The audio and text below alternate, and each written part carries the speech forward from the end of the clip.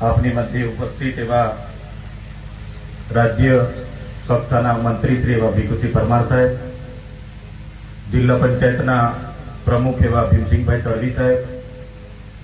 ભરૂચ લોકસભાના સાંસદ એવા મનસુખભાઈ વસાવા સાહેબ,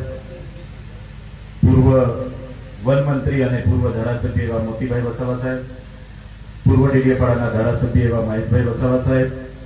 નર્મદા જિલ્લા વહીવટી તંત્ર કલેક્ટર સાહેબ, ડીડીઓ સાહેબ,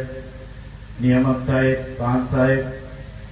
સાથે સાથે જિલ્લા પંચાયતના પૂર્વ પ્રમુખ પરીક્ષાબેન, શંકરભાઈ, પૂર્વ સભ્ય બહાદુરભાઈ, હાલના તાલુકા પંચાયતના સભ્ય એવા હિતેશભાઈ, નીતાબેન, ભારતીય જનતા પાર્ટીના નર્મદા જિલ્લાના પ્રમુખ નીલરાવ, મંચસ્થ તમામ આગેવાનો, જિલ્લાના તમામ વહીવટી તંત્ર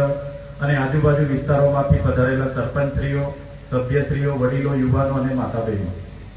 સાથીઓ, આજનો દિવસ એ રાષ્ટ્રપિતા મહાત્મા ગાંધીજીનો જન્મદિવસ પણ છે અને જે રીતે 1997માં ભરૂચ જિલ્લામાંથી જે પ્રકારે નર્મદા જિલ્લો છૂટો પડ્યો અને વિકાસને વેગ મળ્યો, એ જ પ્રકારે